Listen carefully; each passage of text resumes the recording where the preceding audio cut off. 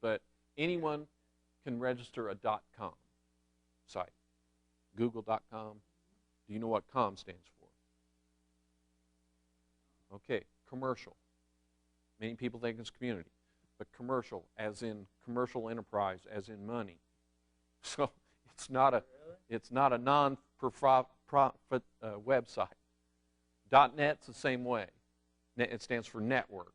The largest one is that I can recall is Verizon Wireless. .net. They're .net. .org used to be reserved for nonprofits, but not anymore. So, again, organization. And again, I can set up a website, make it a .com or .net, and look very professional, look like an expert. But I wouldn't trust me.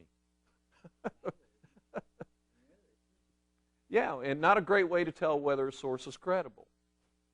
Then you have the .edu and you have the .gov, education and government. Are they reliable? In my opinion, yeah, I think they're probably a little more reliable, but you still have to question some of the information that you receive. .edu, it may be a non-accredited college or university or school. So, yep, it certainly is. And there's a lot of schools that are online. Good design of a website does not necessarily mean that it's reliable information. A bad design is not an indicator of unreliable information.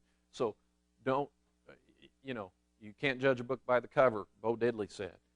And that's true. Don't look at a fancy designed website and think, oh man, they know what the heck they're doing. That is no indication of a credibility of a website.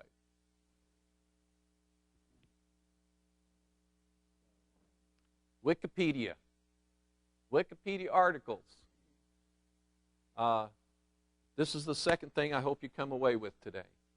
Because no matter how many times I preach it in class, I still will have 2 or 3 people use Wikipedia as a source. They will cite it.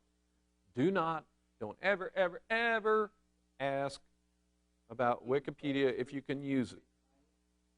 No, it's not necessarily plagiarism. It could be wrong, though, the information.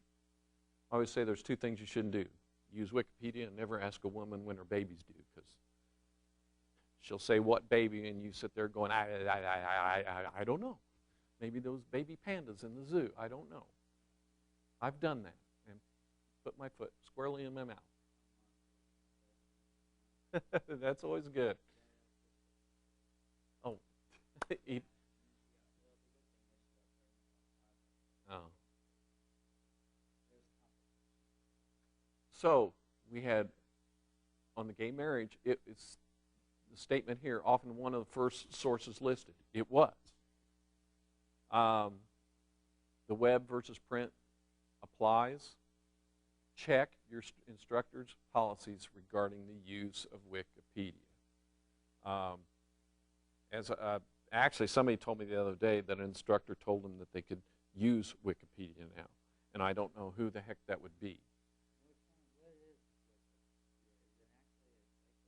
It's called the Free Encyclopedia, and the problem with it is too many people have access to it to post information. Again, they can be an expert just because they say they are.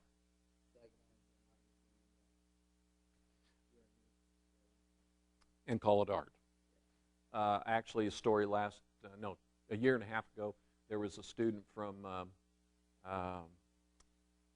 I can't remember which Eastern college. I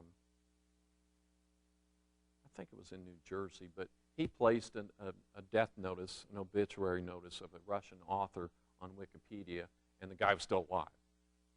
And it went around the world, got on the national news, they picked it up, and it was just his folly. He was just kidding around.